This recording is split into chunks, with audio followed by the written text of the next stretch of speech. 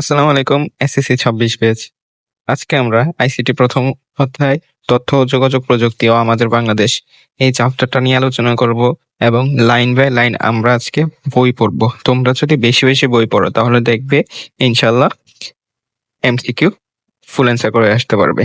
তো প্রথম অধ্যায় থেকে আমরা ফুল লাইন বাই লাইন পড়ব। তাহলে তোমরা যদি লাইন বাই লাইন পড়ো তাহলে তোমরা এমসিকিউ গুলো আয়ত্ত করতে পারবে। তোমরা কি করো? ডিরেক্ট এমসিকিউ তে চলে যাও বই না পড়ে। তাহলে দেখা গেছে যে তখন এমসিকিউ অ্যান্সার করতে সমস্যা হয়। তাহলে চলো বেশি কথা না বাড়িয়ে আজকে শুরু করা যাক। যে ২১ শতক এবং তথ্য ও যোগাযোগ প্রযুক্তি। তো বিগত শতাব্দীতে সম্পদের যে ধারণা ছিল ২১ শতকে এসে সেটি পুরোপুরি পাল্টে গেছে।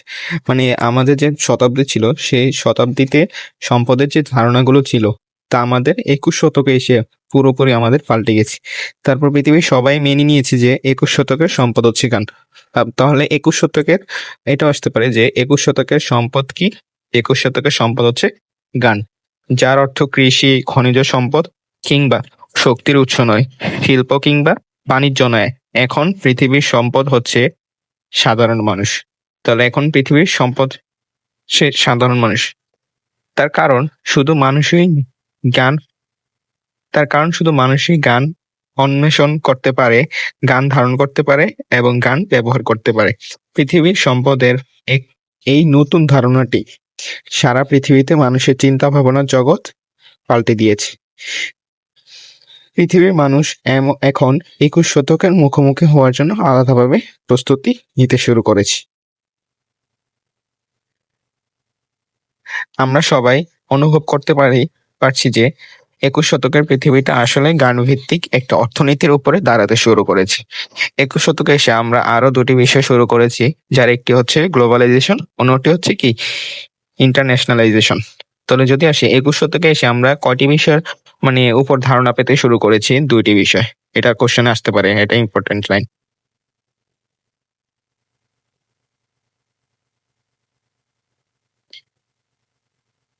একটা হচ্ছে গ্লোবালাইজেশন, একটা হচ্ছে ইন্টারন্যাশনালাইজেশন। এই দুইটি বিষয় ত্বরান্বিত হওয়ার পেছনের কারণটি হচ্ছে তথ্য ও যোগাযোগ প্রযুক্তি। যেকোনো দেশের ভৌগোলিক সীমানা বিশ্বায়নের কারণে নিজের দেশের গণ্ডি ছাড়িয়ে সারা পৃথিবীতে ছড়িয়ে পড়েছে। ব্যাপারটি বোঝার জন্য আমরা আমাদের বাংলাদেশের উদাহরণটি নিতে পারি। আমাদের দেশের লক্ষ লক্ষ মানুষ এখন সারা পৃথিবীতে ছড়িয়ে ছিটিয়ে আছে। তারা যে যেখানে আছে সেই অংশটুকুই বাংলাদেশ। এই অর্থে বাংলাদেশের সীমানা ছড়িয়ে গেছে। আবার বাংলাদেশের অধিবাসী হয়েও তারা পৃথিবীর অন্য দেশের নাগরিক হয়ে বেঁচে আছে। আন্তর্জাতিকতা এখন এই নতুন পৃথিবীর অলিখিত নিয়ম। তারপর আমরা জানি পৃথিবীর মানুষ একসময় বেঁচে থাকার জন্য পুরোপুরি প্রকৃতির অনুকম্পার উপর নির্ভর করতে হতো। মানুষ বিভিন্ন যন্ত্র আবিষ্কার করে প্রকৃতির উপর নির্ভরশীলতা কমিয়ে এনেছে। অর্থাৎ মানুষ যখন যন্ত্র আবিষ্কার করেছে তখন আমরা প্রকৃতির উপর নির্ভরশীলতা কমিয়ে এনেছি। আগে কিন্তু আমরা কি ফুলফিল প্রকৃতির উপর নির্ভরশীল ছিলাম, কিন্তু এই যে আবিষ্কারটা হয়েছে, দিন দিন যে আমাদের আবিষ্কার হইতেছে, সেই কারণে আমাদের প্রকৃতির যন্ত্রের যে আমাদের যে আবিষ্কারটা হচ্ছে সে কারণে আমরা প্রকৃতির উপর নির্ভরশীলতা আমরা কমিয়ে দিছি আর কি। তারপর বলছে অষ্টাদশ থেকে ঊনবিংশ শতাব্দীতে শিল্প বিপ্লবের পর মানুষের যন্ত্রের উপর নির্ভর করে পৃথিবীর অর্থনীতি নিয়ন্ত্রণ করছে। অর্থাৎ অষ্টাদশ থেকে ঊনবিংশ শতাব্দীতে, মানে অষ্টাদশ এবং ঊনবিংশ শতাব্দী যে শিল্প বিপ্লবের পর আমাদের শিল্প বিপ্লবটা হয়েছে অষ্টাদশ এবং ঊনবিংশ শতাব্দীতে, সেটা মানুষ যন্ত্রের উপর নির্ভর করে পৃথিবীর অর্থনীতিকে নিয়ন্ত্রণ করছে। আগে কিন্তু আমরা যে প্রকৃতির উপর নির্ভরশীল ছিলাম সে কারণে আমরা কোনো কি করতে পারতাম না, কোনো পৃথিবীর অর্থনীতির উপর নিয়ন্ত্রণ করতে পারতাম না। কিন্তু যে অষ্টাদশ এবং ঊনবিংশ শতাব্দীতে শিল্প বিপ্লব হওয়ার পর থেকে আমরা কি করতে পারছি, যে মানুষের যন্ত্রের উপর নির্ভর করে পৃথিবীর অর্থনীতি নিয়ন্ত্রণ করতে পারছি। তারপর পৃথিবীর যে সকল জাতি শিল্প বিপ্লব অংশ নিয়েছিল একসময় তারাই পৃথিবীকে নিয়ন্ত্রণ করছে। যখন তারা শিল্প বিপ্লবে অংশ নিয়েছিল এখন তারাই কি করতেছে, আমাদের পৃথিবীটাকে নিয়ন্ত্রণ করতেছে। ২১ শতকে যখন জ্ঞানভিত্তিক অর্থনীতির সূচনা হয়েছে তখন আবার সেই একই ব্যাপার ঘটেছে। যখন ২১ শতকে যখন গানভিত্তিক অর্থনীতির সূচনা হয়েছে তখন আবার সেই একই ব্যাপার ঘটেছে। যারা গানভিত্তিক সমাজ তৈরি করার বিপ্লবে অংশ নেবে তারাই পৃথিবীর চালিকা শক্তি হিসেবে কাজ করবে। অর্থাৎ যারা গানভিত্তিক সমাজ তৈরি করার জন্য আমাদের যে বিপ্লব রয়েছে সেই বিপ্লবে অংশ নিয়েবে অথবা নিয়েছে তারাই পৃথিবীর চালিকা শক্তি হিসেবে কাজ করবে। এই নতুন বিপ্লবে অংশ নিতে হলে বিশেষ এক ধরনের প্রস্তুতি নিতে হবে, সেটি আমরা অনুভব করতে পারি। যদি আমরা বেঁচে থাকার সুনির্দিষ্ট দক্ষতাগুলো দেখতে চাই তাহলে সেগুলো হলো পারস্পরিক সহযোগিতার মনোভাব, যোগাযোগ দক্ষতা, সুনাগরিকত্ব, সমস্যা সমাধানের পারদর্শিতা, বিশ্লেষণী চিন্তন দক্ষতা, সৃজনশীলতা এবং তার সাথে তথ্য ও যোগাযোগ প্রযুক্তিতে পারদর্শিতা। অর্থাৎ এটা কি বুঝাইছে যে এই নতুন বিপ্লবে অংশ নিতে হলে আমাদের একটা বিশেষ ধরনের প্রস্তুতি নিতে হবে। সেটা হচ্ছে যে আমাদের সুনির্দিষ্ট দক্ষতা থাকতে হবে। অর্থাৎ সুনির্দিষ্ট দক্ষতাগুলো দেখতে হলে আমাদের যে পারস্পরিক সহযোগিতার মনোভাব, অর্থাৎ একজন আরেকজনের যে সহযোগিতার মনোভাব রয়েছে সেটা করতে হবে। যোগাযোগ দক্ষতা যে রয়েছে, আমাদের যে যোগাযোগ, আমরা একজন আরেকজনের সাথে যে কথা বলি অথবা যোগাযোগ করি সেই দক্ষতাটাও রাখতে হবে, পারদর্শিতা রাখতে হবে। এবং বিশ্লেষণী চিন্তন দক্ষতা, আমাদের চিন্তাশীল মনোভাব করতে হবে এবং সৃজনশীল এবং তার সাথে তথ্য যোগাযোগ প্রযুক্তিতে পারদর্শিতা। আমাদের সৃজনশীলতা রয়েছে এবং সেই সৃজনশীলতা এবং তার তথ্য ও যোগাযোগ প্রযুক্তিতে পারদর্শিতা থাকতে হবে। এটাই এখানে বুঝেছি। এটা আহামরি এত ইম্পর্টেন্ট লাইন না, জাস্ট তোমরা একবার রিডিং করে ফেলবে। তারপর সত্যি কথা বলতে তথ্য ও যোগাযোগ প্রযুক্তিতে পারদর্শিতা সবচেয়ে প্রয়োজনীয় দক্ষতা স্কিল হিসেবে খুব দ্রুত স্থান করে নিচ্ছে। অর্থাৎ আমরা যে তথ্য যোগাযোগ প্রযুক্তিতে পারদর্শিতা হচ্ছে কি, সবচেয়ে প্রয়োজনীয় দক্ষতা হচ্ছে যে আমাদের স্কিল। সেটাই স্কিল থাকলে আমরা খুব দ্রুত স্থান করে নিতে পারছি। ২১ শতকে টিকে থাকতে হলে সবাইকে তথ্য যোগাযোগ প্রযুক্তির প্রাথমিক বিষয়গুলো জানতে হবে। এই প্রাথমিক বিষয়গুলো জানা থাকলে একজন এটি ব্যবহার করলে তার বিশাল বৈচিত্র্যের জগতে প্রবেশ করতে পারে। অর্থাৎ আমাদের যে ২১ শতকে টিকে থাকতে, আমাদের ২১ শতকে যে টিকে থাকার জন্য আমাদের তথ্য যোগাযোগ প্রযুক্তির বিষয়গুলো মাস্ট জানতেই হবে। তা নাহলে আমরা কি করতে পারবো না, এই যে খাপ খাইয়ে চলতে পারবো না। এটাই এখানে বুঝেছি। একজন শিক্ষার্থী যতক্ষণ পর্যন্ত এই প্রযুক্তি ব্যবহারে অভ্যস্ত না হবে ততক্ষণ পর্যন্ত কি করবে, সে তথ্য সংগ্রহ, বিশ্লেষণ, সংযোজন, মূল্যায়ন করে নতুন তথ্য সৃষ্টি করতে পারবে না। অর্থাৎ এই লাইনটা দ্বারা বুঝেছি যে আমরা যে একজন শিক্ষার্থী রয়েছে সেই শিক্ষার্থীটা আমরা যতক্ষণ পর্যন্ত তথ্য যোগাযোগ প্রযুক্তির সাথে আমরা পরিচিত হতে পারবো না, অর্থাৎ খাপ খাইতে পারবো না, ততক্ষণ পর্যন্ত তথ্য সংগ্রহ, বিশ্লেষণ, সংযোজন এবং মূল্যায়ন করে নতুন তথ্য আমরা সৃষ্টি করতে পারবো না। এটাই বুঝেছি। তথ্য সংগ্রহ, বিশ্লেষণ, সংযোজন এবং মূল্যায়ন করতে পারবো না ইত্যাদি, এগুলোই তথ্য সৃষ্টি করতে পারবো না। এটাই বুঝেছি। এই দক্ষতা অর্জন করতে না পারলে ২১ শতকের চ্যালেঞ্জ মোকাবেলা করে গান ভিত্তিক সমাজে স্থান করে নিতে পারবো। অর্থাৎ আমাদের যদি এই দক্ষতাই না থাকে তাহলে আমরা যে ২১ শতকে যে যেটা তথ্য যোগাযোগ প্রযুক্তির যে বিষয়গুলো জানার যে কথা সেটা আমরা কি করতে পারবো না, ২১ শতকের চ্যালেঞ্জের মোকাবিলা করতে পারবো না। এটা এখানে বুঝেছি। তারপর তথ্য ও যোগাযোগ প্রযুক্তির বিকাশে উল্লেখযোগ্য ব্যক্তিত্ব।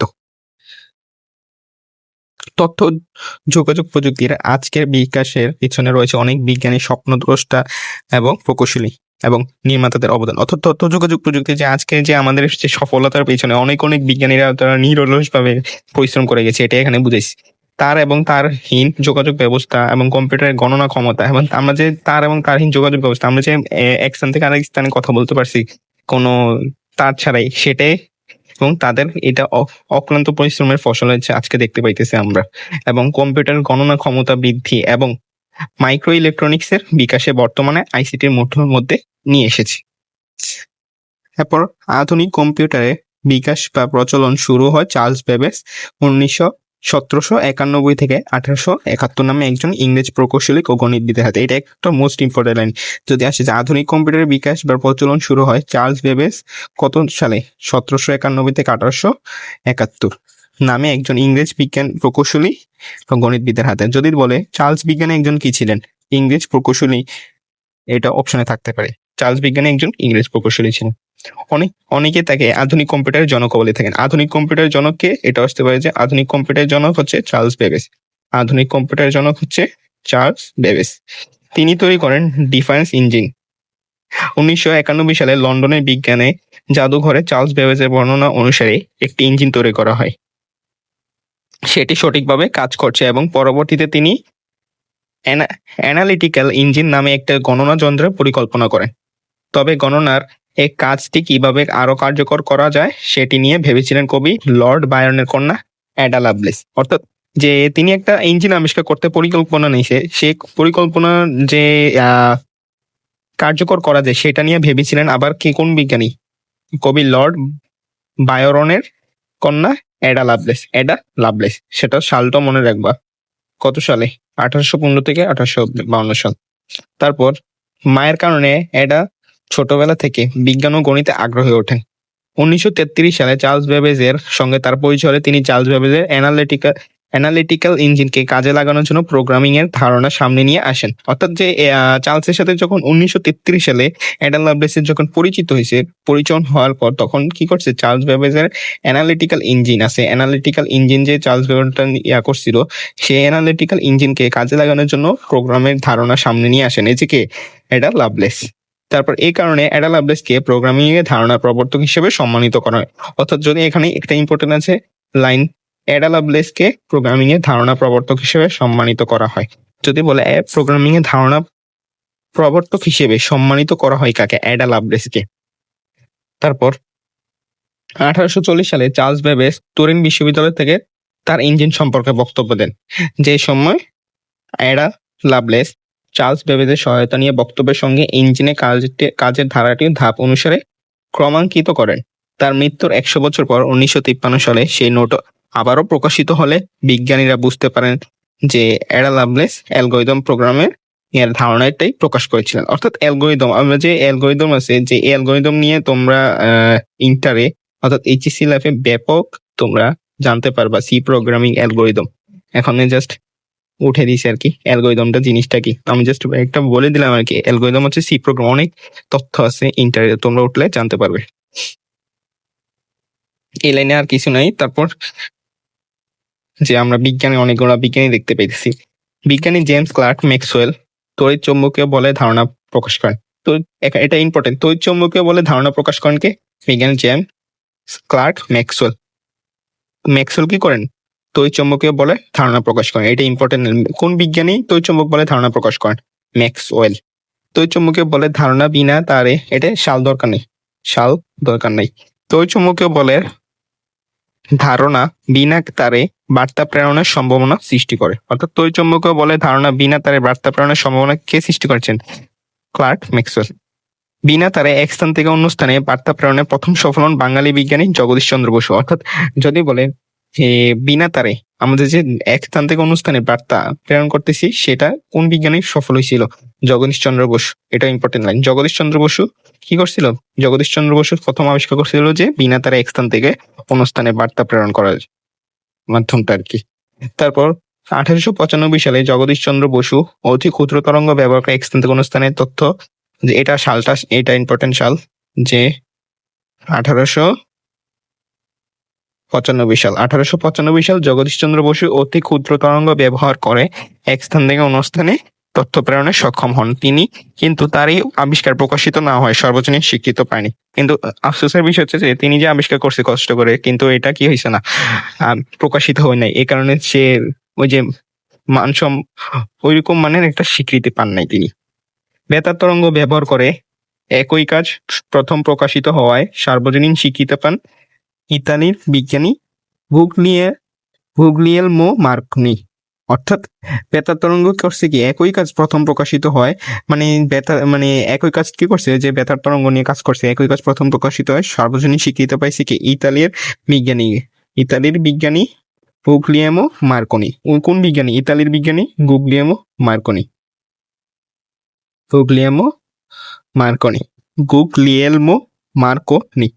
এটা।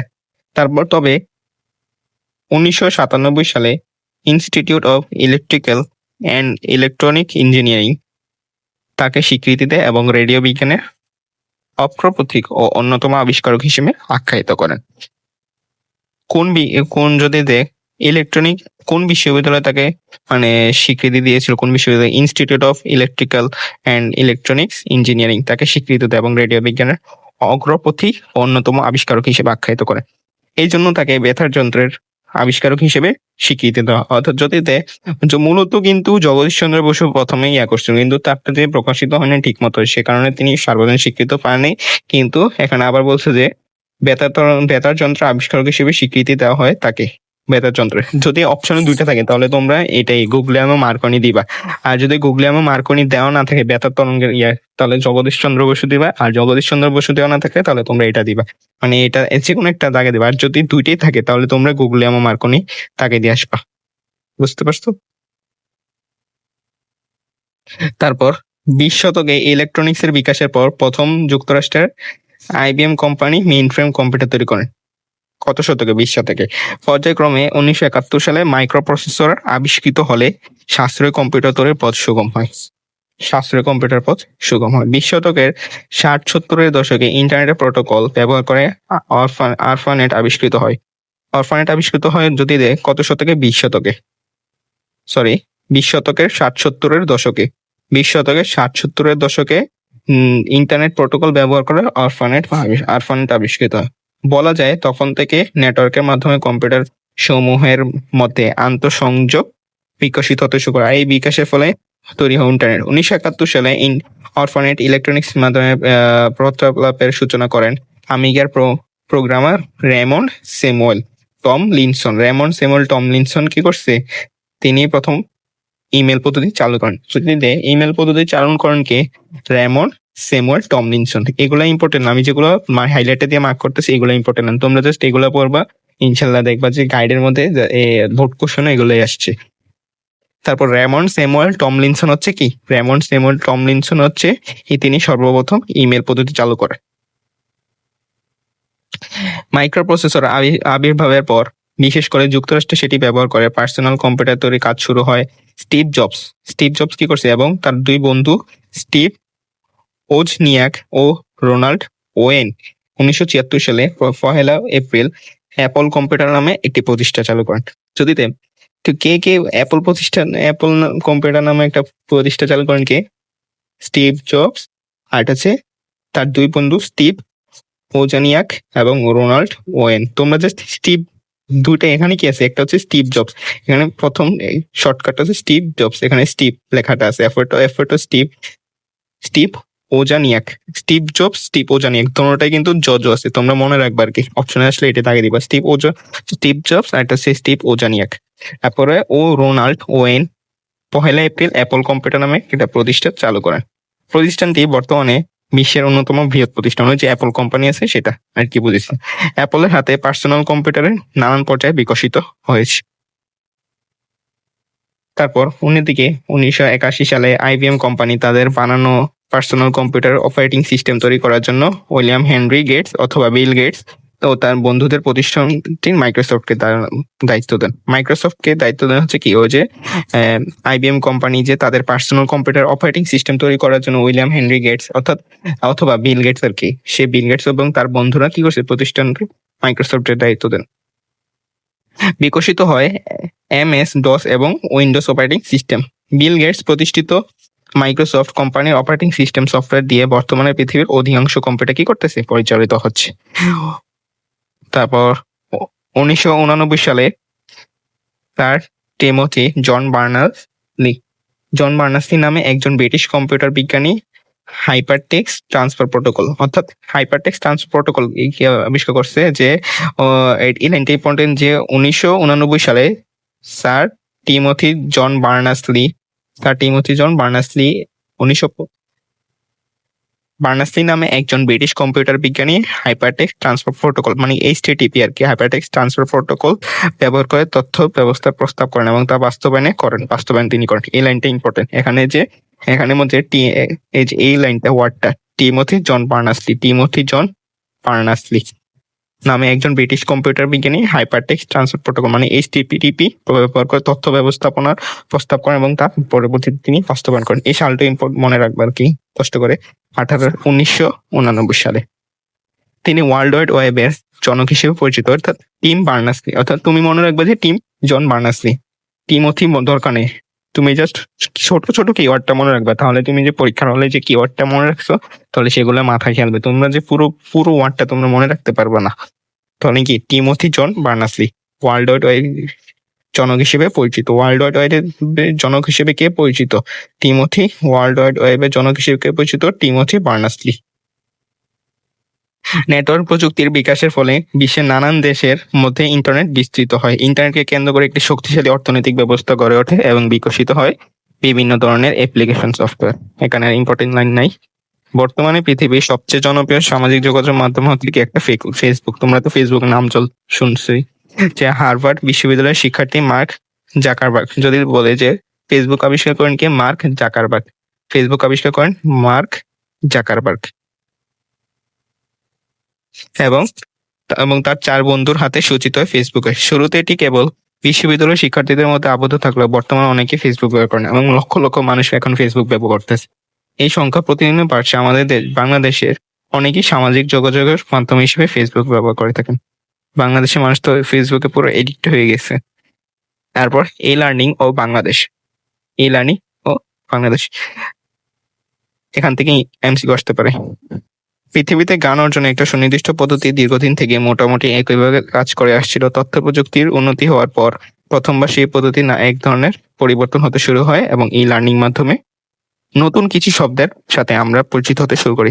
অর্থাৎ পৃথিবীর যে জ্ঞান অর্জনের একটা সুনির্দিষ্ট পথ আমরা দীর্ঘদিন ধরে কাজ করে আসছিলাম, তথ্য প্রযুক্তির যে উন্নতি হয়েছে সেই উন্নতি হওয়ার পর থেকে ই-লার্নিং নামে একটা কিছু শব্দর সাথে আমরা পরিচিত হয়েছি আর কি।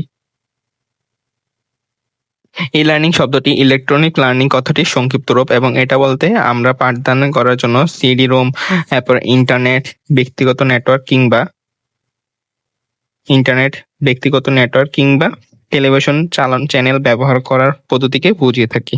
মনে রাখতে হবে ই-লার্নিং কিন্তু মোটেও সনাতন পদ্ধতিতে পাঠদানের বিকল্প নয়, এটি সনাতন পদ্ধতির পরিপূরক আর কি। ই-লার্নিং শব্দটি এখানে আবার বলি যে ই-লার্নিং শব্দটি ইলেকট্রনিক লার্নিং কথাটির সংক্ষিপ্ত রূপ।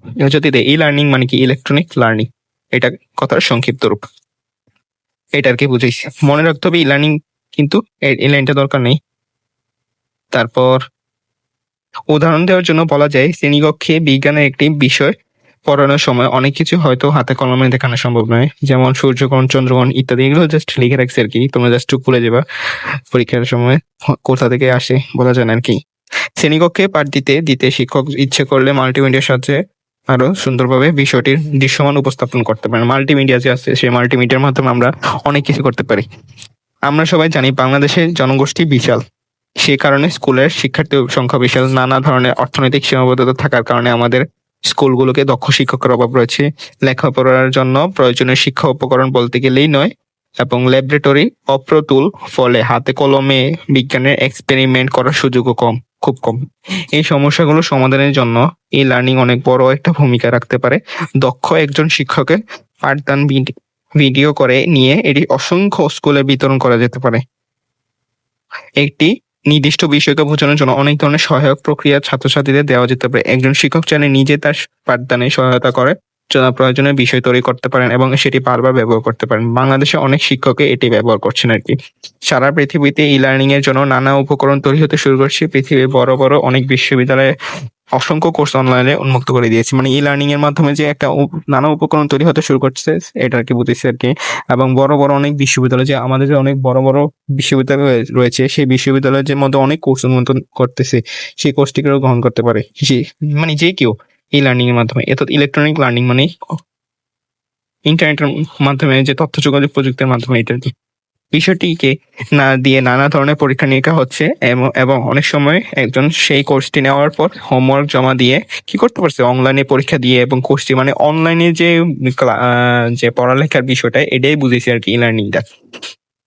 আমাদের বাংলাদেশেও পিছিয়ে নেই। বাংলাদেশের তথ্য প্রযুক্তিবিদরা এ ধরনের বেশ কিছু ওয়েব পোর্টাল তৈরি করছেন এবং সারা পৃথিবী থেকে যে কেউ বাংলা ভাষায় সেই কোর্সগুলো গ্রহণ করতে পারে। বিশেষ করে কম্পিউটার প্রোগ্রামিং এর প্রশিক্ষণ নেওয়ার উপযোগী এবং এই ধরনের সাইটগুলো দেশে বিদেশে ব্যাপক জনপ্রিয়তা করছে। আমাদের মানে বাইরের কান্ট্রির সাথে সাথে আমাদের বাংলাদেশেও সেই মানুষরা কি করছে, কোনো এই যে সেক্টরটাতে কোনো পিছিয়ে নেই, আমরাও তাদের সাথে সাথে তাল মিলিয়ে চলতে পারতেছি, এটাই এখানে বুঝেছি আর কি। এখানে ইম্পর্টেন্ট লাইন দেখতেছি না। তারপর আমাদের দেশ, তোমরা জাস্ট তাও পড়ে ফেলবা, একবার পড়ে রাখবা। আমাদের দেশে উত্তম পাঠদানের সীমাবদ্ধতা দূর করার ব্যাপারে ই-লার্নিং অনেক বড় ভূমিকা পালন করতে পারলাম। আমাদের সবসময় মনে রাখতে হবে যে এটি কিন্তু কোনোভাবে প্রচলিত পাঠদানের বিকল্প নয়। প্রচলিত পাঠদানের সময় একজন শিক্ষক তার শিক্ষার্থীদের সরাসরি দেখতে পারেন, তাদের সাথে কথা বলতে পারেন। শিক্ষার্থীরা শিক্ষকের সাথে নানান ভাব বিনিময় করতে পারে এবং প্রশ্ন করতে পারে। শুধু তাই নয়, তারা পাশাপাশি একে অন্যকে সাহায্য করতে পারে এবং একে অন্যের সহযোগী হয়ে শিখাতে পারে। এটাই বুঝাইছে। আমাদের দেশে যে উত্তম পাঠদানের সীমাবদ্ধতা দূর করার ব্যাপারে যে ই-লার্নিং অনেক গুরুত্বপূর্ণ ভূমিকা পালন করলেও সব মনে রাখতে হবে যে এটা কোনো আমাদের প্রচলিত পাঠদানের বিকল্প নয়। এটা আমাদের একটা পড়ার অংশ। এটাই বুঝাইছে। প্রচলিত পাঠদানের সময় একজন শিক্ষক যে আমরা সরাসরি একটা শিক্ষার্থীর সাথে কথা বলতে পারি, দেখতে পারি, তার কাছে কোয়েশ্চেন করতে পারি এবং ভাব বিনিময় করতে পারি। এটাই বুঝাইছে আরকি। এই বিষয়গুলো প্রায় সবসময় অনুপস্থিত থাকে। পুরো প্রক্রিয়ায় মানবিক অংশটুকু না থাকায় পদ্ধতিটা যান্ত্রিক বলে মনে হতে পারে। অর্থাৎ কি বলেছে, ই-লার্নিং এর বেলায় এই বিষয়গুলো প্রায় সবসময় অনুপস্থিত থাকে। মানে আমরা যে অনলাইনে যে ক্লাস করি আরকি, এটাই বুঝাইছে। আমাদের যে ভাব বিনিময়টা থাকে না, আমরা একজন শিক্ষার্থী একজন টিচারকে মানে অনলাইনে তো আমরা ডিরেক্ট কথাও বলতে পারি না। এই কারণ এটাই বুঝাইছে আরকি। প্রশ্ন করতে পারি না ঠিকমতো, এটাই বুঝাইছে। পুরো প্রক্রিয়ায় মানবিক অংশটুকু না থাকায় পদ্ধতিটা যান্ত্রিক বলে মনে হতে পারে। যে কারণে ই-লার্নিংকে সফল করতে হলে শিক্ষার্থীদের বেশি উদ্যোগী হতে হবে। ই-লার্নিং কিন্তু বর্তমানে কিন্তু আমাদের ই-লার্নিংটা কিন্তু বৃদ্ধি পেয়েছে। তোমরা জানো যে অনলাইন ক্লাসটা আরকি। আমাদের বাংলাদেশে ই-লার্নিং অনেক বড় সুযোগ হচ্ছে, কারণ অনেক বড় সীমাবদ্ধতা আসলে ই-লার্নিং ব্যবহার করে সমাধান করে ফেলা সম্ভব। তবে প্রচলিত ই-লার্নিং এর জন্য ইন্টারনেটের স্পিড এবং আমাদের যে ইন্টারনেট স্পিড রয়েছে, সেই ইন্টারনেট স্পিড প্রয়োজনীয় অবকাঠামো এবং ই-লার্নিং এর শিখন সামগ্রী তৈরি করার প্রয়োজন রয়েছে। বর্তমান সরকার গুরুত্বের সাথে এই ধরনের শিক্ষা সামগ্রী তৈরি করছে ইত্যাদি আরকি। তারপর ই-গভর্নেন্স ও বাংলাদেশ। গুড গভর্নেন্স বা সুশাসনের জন্য দরকার স্বচ্ছতা ও জবাবদিহিমূলক ব্যবস্থা। ডিজিটাল ব্যবস্থা প্রচলনের ফলে সরকারি ব্যবস্থাসমূহকে আধুনিক ও যুগোপযোগী করার পাশাপাশি সরকারি ব্যবস্থাসমূহের স্বচ্ছতা এবং জবাবদিহিতা নিশ্চিত করা সম্ভব। এর ফলে নাগরিকের হয়রানি ও বিড়ম্বনার অবসান ঘটে, দেশে সুশাসনের পথ কি ঘটছে নিষ্কণ্টক হয় এবং শাসন ব্যবস্থা প্রক্রিয়া ইলেকট্রনিক বা ডিজিটাল পদ্ধতির প্রয়োগ হচ্ছে ই-গভর্নেন্স। একটা সময় ছিল যখন পাবলিক পরীক্ষার ফলাফল সংগ্রহ করা ছিল পরীক্ষার্থী এবং তাদের অভিভাবকদের জন্য একটা বিড়ম্বনার ব্যাপার। বিশেষ করে প্রধান শহর থেকে দূরবর্তী গ্রামে অবস্থানরত পক্ষে ছিল এটা অনেক দুষ্কর। মানে আমাদের যে একটা সময় যে পাবলিক পরীক্ষা হতো, সেগুলো ফলাফল সংগ্রহ করা পরীক্ষার্থী এবং তাদের অভিভাবকদের অনেক মারাত্মক একটা জটিল ব্যাপার ছিল। মাত্র 2 শতক আগে এসএসসি বা এইচএসসি পরীক্ষার ফলাফল প্রকাশের 7 দিন পর অনেকে মানে কি ফলাফল জানতে পারতো না। কিন্তু এখন কি হয়েছে, 1 সেকেন্ডে মানুষ চুটকিতে বসে ঘরে বসে মানুষ এখন রেজাল্ট জানতে পারতেছে। এটাই আর কি বুঝেছি আর কি এখানেই ই-গভর্নেন্স ও বাংলাদেশ, এটাই টপিকটা দ্বারা এটাই বুঝেছি। কিন্তু বর্তমানে ফল প্রকাশের সঙ্গে সঙ্গে ইন্টারনেট এবং এই তো এখানেই বলছে এটাই যে এসএমএস এর সাথে জানা যায়। শিক্ষাক্ষেত্রে ই-গভর্নেন্স এর একটা আরো উদাহরণ হলো, এটা একটা ই-গভর্নেন্স এর একটা উদাহরণ। আমরা যে ইন্টারনেটের মাধ্যমে যে এখানে বসেই মানে ঘরে বসে আমরা জানতে পারতেছি যে রেজাল্ট, মানে university result, SSC result, HSC result ইত্যাদি যে রেজাল্ট গুলো আছে, যত বোর্ড অর্থাৎ সরকার কর্তৃক যে পরীক্ষার যে সরকারি পরীক্ষাগুলো আছে, যে বোর্ড কর্তৃক পরীক্ষা আছে, সেগুলা আমরা ঘরে বসে রেজাল্ট জানতে পারতেছি। শিক্ষাক্ষেত্রে ই-গভর্নেন্স আরো একটি উদাহরণ হলো উচ্চশিক্ষা প্রতিষ্ঠানে ভর্তির জন্য মোবাইল ফোনে আবেদন করার সুবিধা। এটা একটা সবচেয়ে বড় সুবিধা। যদি আসে যে মানে ঘরে বসে আবেদন করার একটা সুবিধা কি, এটা কি ই-লার্নিং নাকি ই-গভর্নেন্স? তোমরা অপশনে দেখাবে যে ই-গভর্নেন্স। উদাহরণ হিসেবে বলা যায়, পূর্বে যশোর জেলায় একজন শিক্ষার্থী সিলেটের শাহজালাল, এটা জাস্ট তোমরা এই জায়গাটা জাস্ট রিডিং করবা, এখানে আমার কিছু নেই। আবার জেলা প্রশাসকের কার্যালয়ের সকল সেবা স্বল্প সময়ে কম খরচে এবং ঝামেলাহীনভাবে পাওয়ার জন্য চালু হয়েছে জেলা ই-সেবা কেন্দ্র। এটা আরেকটা। এর ফলে আগে যেখানে কোনো সেবা পেতে 2-3 সপ্তাহ লাগতো, সেটি এখন মাত্র 2 থেকে 5 দিনে পাওয়া যাচ্ছে। শুধু তাই নয়, তথ্যের ডিজিটালকরণের ফলে সিদ্ধান্ত গ্রহণের সময় কম লাগছে। সেবা প্রদানে স্বচ্ছলতা ও জবাবদিহিতা বৃদ্ধির পাশাপাশি বিভিন্ন দলিল পর্চা প্রভৃতির নকল প্রদানে সংশ্লিষ্ট দপ্তরের সক্ষমতা অনেক বৃদ্ধি পেয়েছে। নাগরিক যন্ত্রণার আরো একটি উদাহরণ হলো পরিষেবা সমূহের বিল পরিশোধ। বিদ্যুৎ, গ্যাস, পানি ইত্যাদির বিল পরিশোধের গতানুগতিক পদ্ধতি খুবই সময় সাপেক্ষ এবং যন্ত্রণাদায়ক। কোনো ক্ষেত্রে একটি সম্পূর্ণ কর্মময় দিন বিদ্যুৎ বিল পরিশোধের নাগরিককে ব্যয় করতে হয়। অর্থাৎ যে আগে যে আমরা কি করতে হতো, যে আমরা কি করতাম, যে জেলা প্রশাসক অথবা একটা যে জায়গায় যে বিল নিত আমাদের, সেখানে গিয়ে আমরা কি করতাম? যে লাইনে দাঁড়িয়ে আমরা কি করতে পারতাম? যে সেখানে দিতাম আরকি। অর্থাৎ এবং আমাদের কোনো সমস্যা হলে তাদের কাছে গেলে তারা সেবা দিতে অনেক সময় লাগতো আরকি। কিন্তু এখন বর্তমানে এটা অনেক সহজ হয়ে গেছে, এইটাই বুঝেছি আরকি। কিন্তু বর্তমানে মোবাইল ফোন কিংবা এতে একটাই হয়েছে, অনলাইনে এই বিল পরিশোধ করা যায়। আগে তো বিল পরিশোধ করতে হতো যে লাইনে যেয়ে। আমার বিল আমিই পরিশোধ করতাম অনেক কষ্ট করে, ঠেলাঠেলি করে লাইনে যেয়ে। কিন্তু বর্তমানে মোবাইল ফোনের মাধ্যমে খুব সহজে এটা পরিশোধ করা সম্ভব হইতেছে আরকি। এটাই আরকি বুঝেছি ই-গভর্ন্যান্স এর একটা সুবিধা। কেবল বিদ্যুৎ নয়, পানি ও গ্যাসের বিলও এখন অনলাইনে ও মোবাইল ফোনে পরিশোধ করা যায়।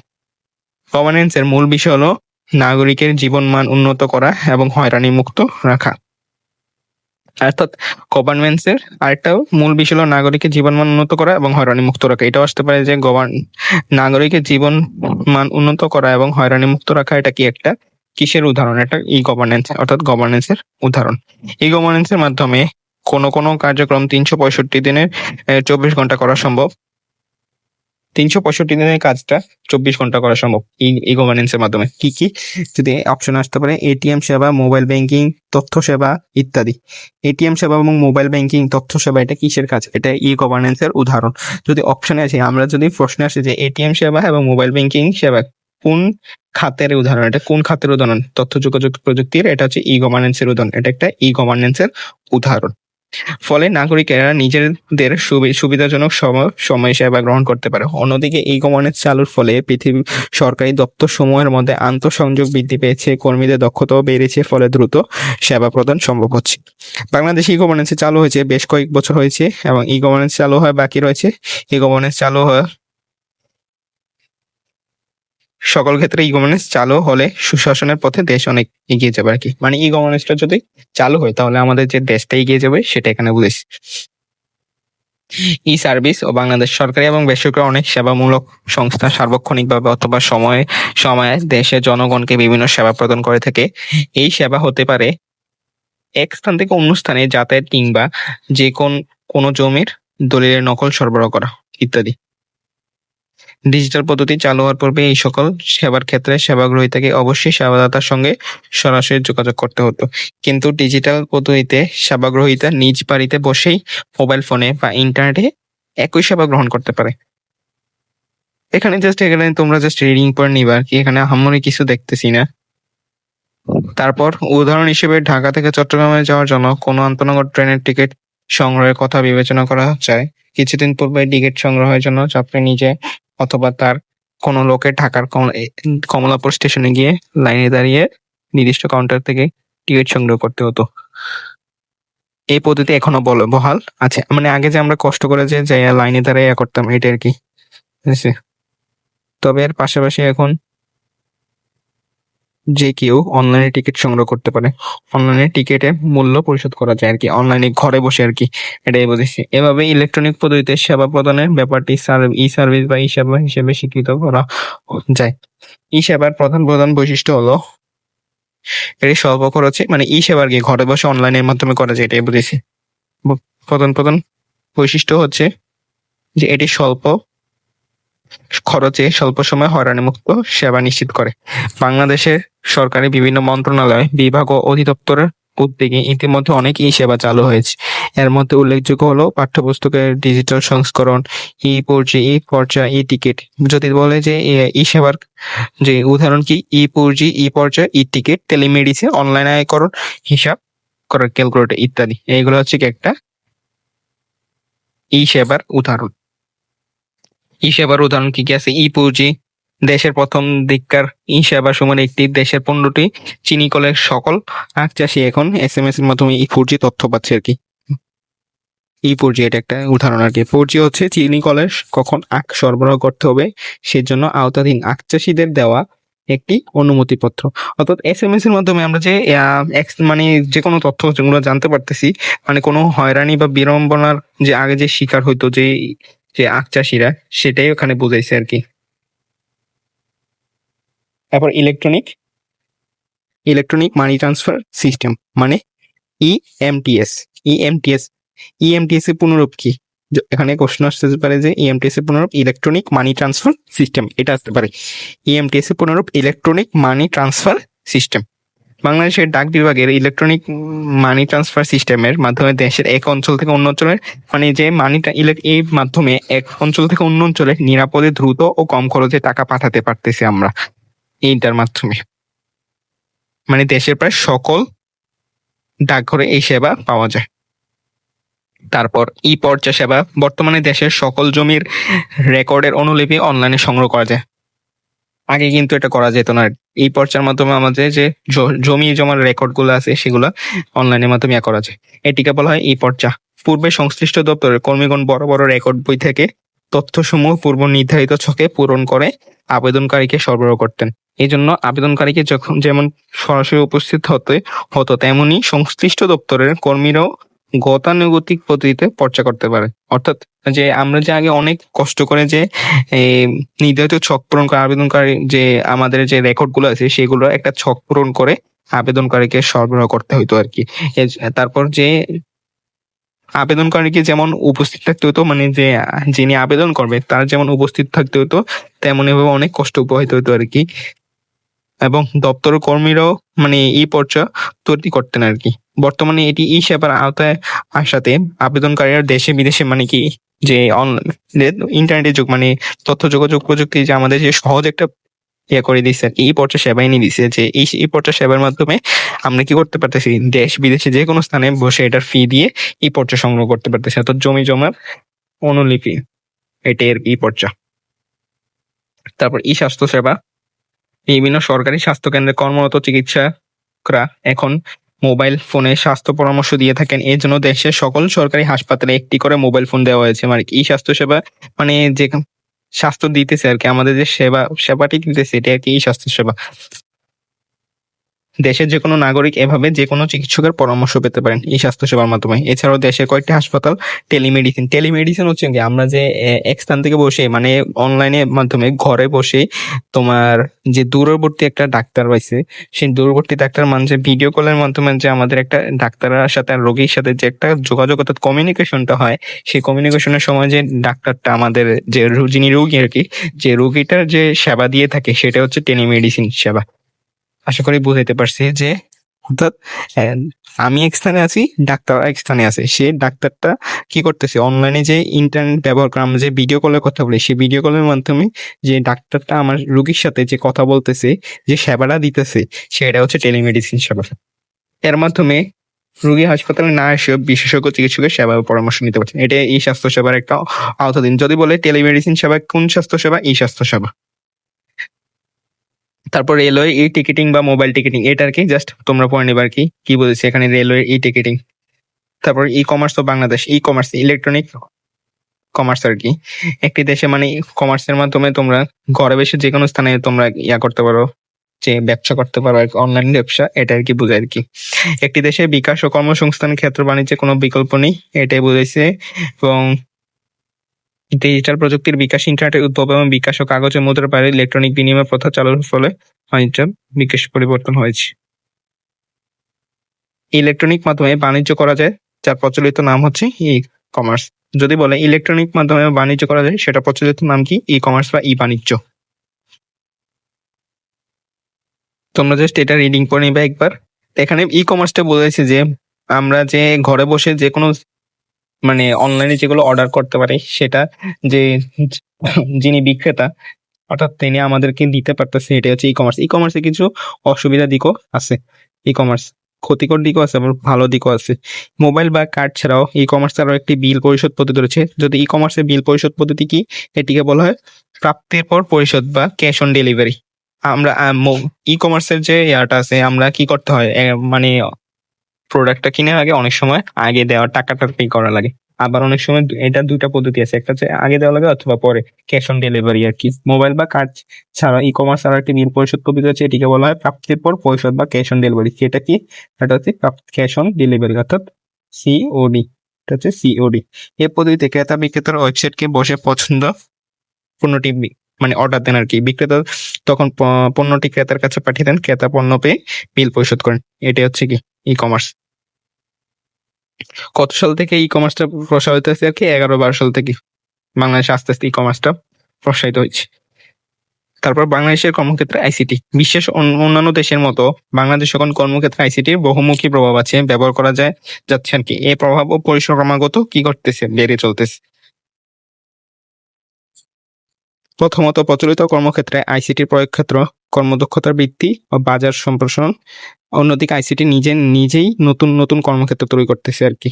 অর্থাৎ কর্মদক্ষতার বৃদ্ধি, এটা একটা আইসিটির একটা কি দুইটা ধরনের মধ্যে, কর্মক্ষেত্রের দুইটা ধরনের মধ্যে একটা হচ্ছে কর্মক্ষেত্র বৃদ্ধি বা বাজার সম্প্রসারণ, আর একটা হচ্ছে নতুন নতুন কর্মক্ষেত্র সৃষ্টি। প্রচলিত